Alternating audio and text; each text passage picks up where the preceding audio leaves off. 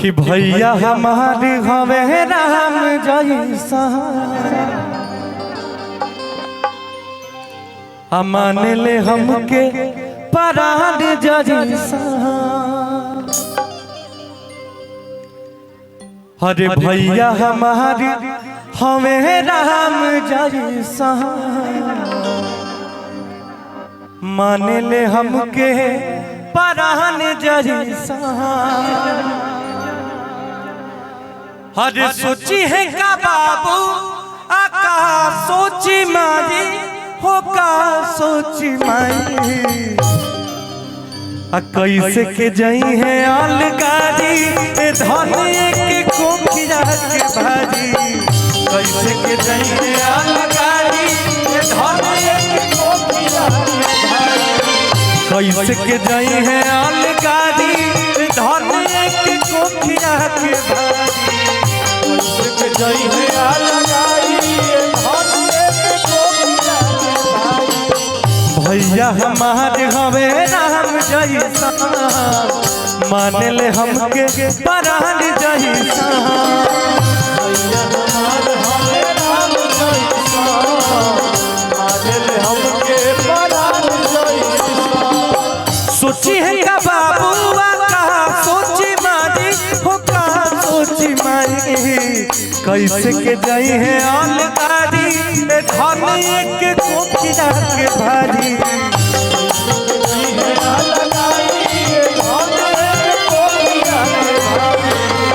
कैसे के जाई है अलगारी धनिए के कोकिया के भारी।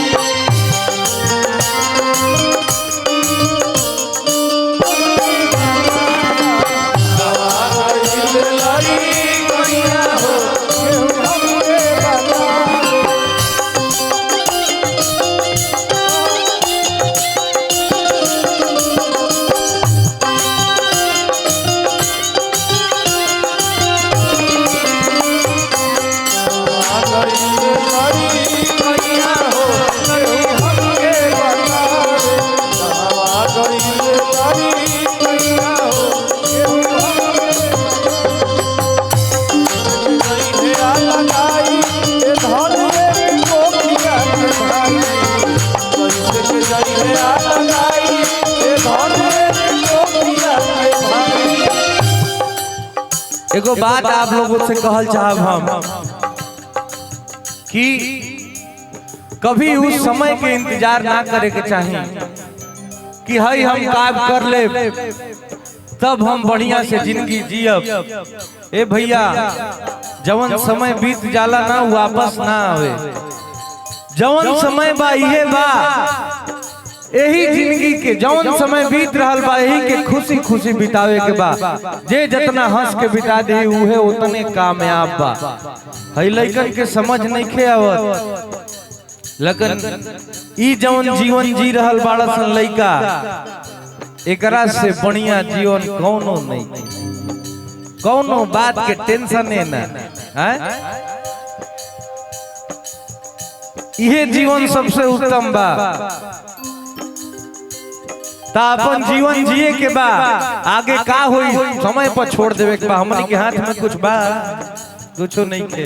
तो चलो जब भाई कहले हो कि भैया हमार राम जैसन मान ले हमके परान जैसन। अरे अलगा हो जाएगी तो लोग का कही। तो कह दिया जो मतलब उनकर धर्म पत्नी कहतारी कि भैया ना तोहार भैया तो ठीक बड़न खराब के बा हम बतावतनी। उनकर पत्नी कैसे कहली है भैया पे भारी से ठाइन भई भैया पे भारी से ठाइन भौजी तोहार बड़ी टाइन भई।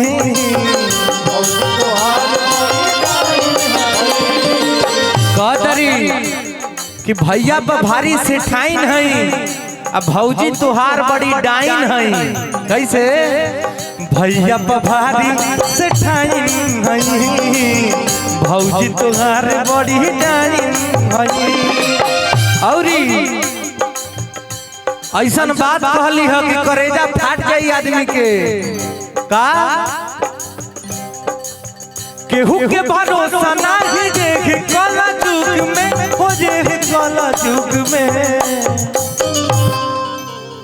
कल है कि कल जुग में केहू के भरोसा नहीं थे कि केहू के भरोसा नहीं देख कला जुग में हो जे कला जुग में काहे कि पानी मिलावेली जेठानी राजा हमारा लइकन के दूध में पानी मिलावेली जेठानी राजा हमारा लइकन के पानी मिलावेली जेठानी राजा हमारा लइकन के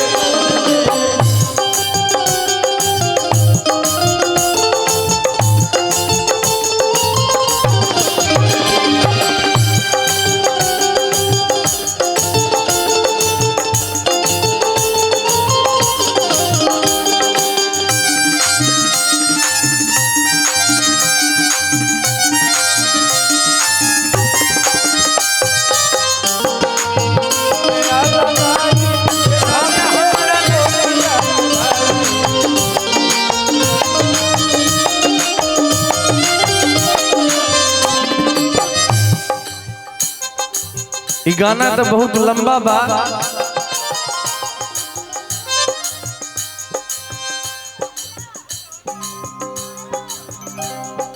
अरे यार ऊपर कहाँ चढ़ गिला मर्दवा तू ए भाई भाई हमार उतर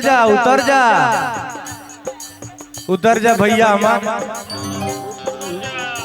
लाइट बनावे अच्छा लाइट बनावे गइल बड़ा नहीं वीडियो बनाओ तो कि लाइट बनाओ तो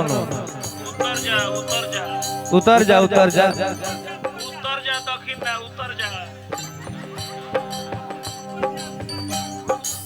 तब भाई कहले है जब वो कहली है कि पानी मिलावे ली जेठानी राजा हमारा लइकन के दूध में तो कहले है भैया के अरे दूधे में ना पानी मिलेला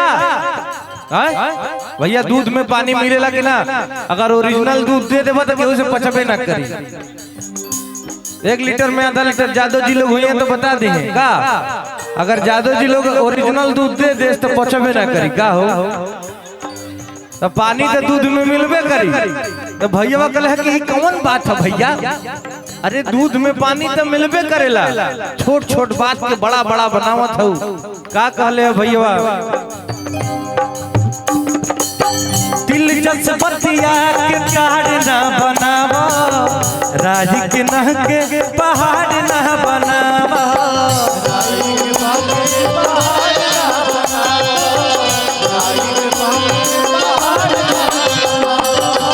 दिलचस्प बतिया के कार्ड ना बनावा राज के नह के पहाड़ ना बनावा कही देव भैया से समझारी कैसे के जाई है आन गाड़ी धन एक कोकिरा के भारी कैसे के जाई है आन गाड़ी धन एक कोकिरा के भारी कैसे के जाई है आन गाड़ी धन एक कोकिरा के भारी कैसे के जाई है